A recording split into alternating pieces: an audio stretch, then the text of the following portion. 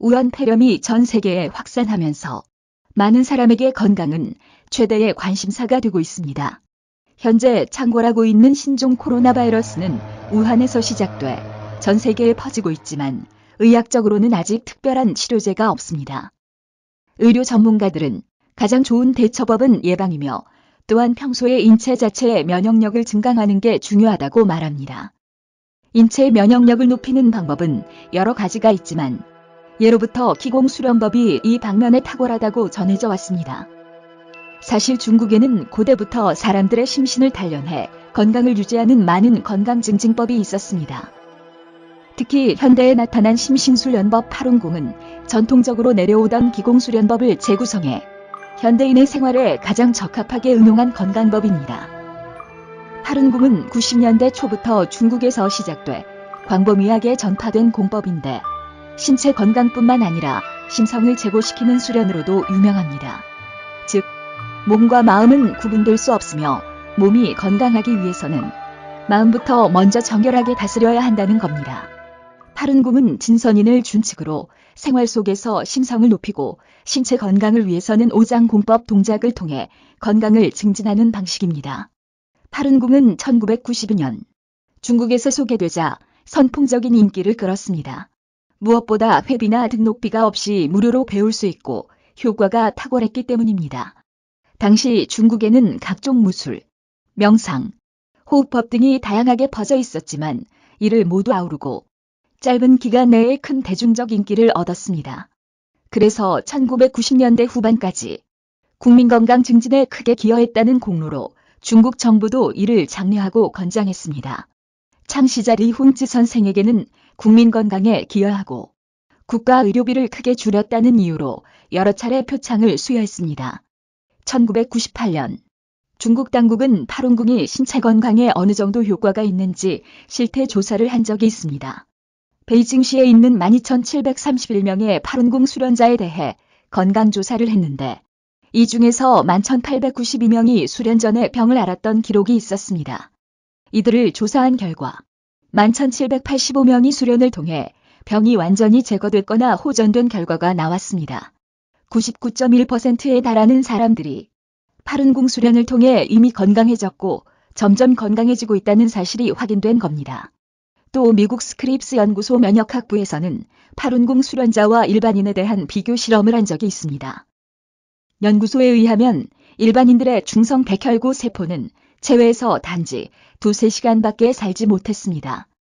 그런데 17명의 팔운궁 수련자 중성 백혈구 세포는 체외에서 60시간이 지나도록 죽지 않고 살아있는 놀라운 사실을 발견했습니다. 면역력 증강에 탁월한 효과가 있다는 것이 실험을 통해 입증된 것입니다. 당시 중국에서는 팔운궁을 수련하면 몸이 건강해지고 정신적으로 안정되어 착한 사람이 된다면서 수천만 명에 가까운 사람들이 수련에 입문하는 상황이 발생하게 됩니다.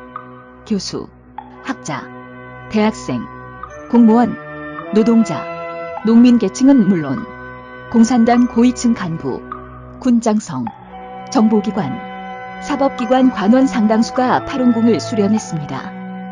팔운궁은 중국 정부와도 좋은 관계를 유지했습니다. 전임대 상무위원장이었던 차오스는 1998년 팔운궁 조사를 시행했습니다. 수개월간 조사한 결과 팔운궁이 중국과 중국 국민에게 수많은 이익을 제공해주며 단 한 가지 악영향도 없다는 결론을 내렸습니다. 같은 해 5월 중국 체육을 총괄하는 국가체육총국도 팔운궁을 조사했습니다. 약 12,000명을 인터뷰한 결과 팔운궁은 수련 효과가 매우 뛰어나고 사회 안정과 윤리에 크게 기여하고 있다고 발표했습니다. 그렇다면 중국 공산당은 왜 팔운궁을 박해했을까요? 팔운궁 수련자들은 진, 선, 인을 생활 속에서 실천함으로써 중국의 사회 도덕을 개선하고 국가 복원에 크게 이바지했습니다. 그러나 중국 공산당은 폭력과 투쟁, 그리고 독재를 존립 기반으로 두기 때문에 이와는 완전히 상반되는 체제입니다. 중국 공산당은 역사적으로 천안문 민주화 운동 탄압, 위구르나 티베트인 등 소수민족 탄압, 기독교, 불교 등 각종 신앙 탄압 등 무수한 탄압 사례가 있습니다. 1998년 중국 당국 조사로는 팔운궁 수련자가 7천만에서 1억에 달해 중국 공산당원보다 더 많았습니다. 중국 공산당은 일당 독재 정권을 유지하기 위해 모든 단체를 통제하려 했고 자신들보다 더 큰 단체를 용납하지 않으며 이 기준에 벗어나면 탄압 대상이 됩니다. 1999년 장쩌민 총서기는 주롱지 총리 등 정치국 상무위원 전원의 반대를 묵살하고 독단으로 파룬궁 탄압을 결정하게 됩니다. 장쩌민의 이러한 탄압 결정은 파룬궁의 대중 인기에 대한 질투심이 바탕이 됐습니다. 이후 20년이 지난 지금까지 중국 공산당은 파룬궁을 사교로 모함하며 전대미문의 가혹한 탄압을 자행해왔으며 수많은 살상과 범죄를 저지르고 있습니다. 중국 공산당이 자신들의 목적을 위해서는 거짓과 폭력 행위를 서슴지 않는다는 사실은 최근 우한 폐렴 대처 방식에서도 여실히 드러나고 있습니다.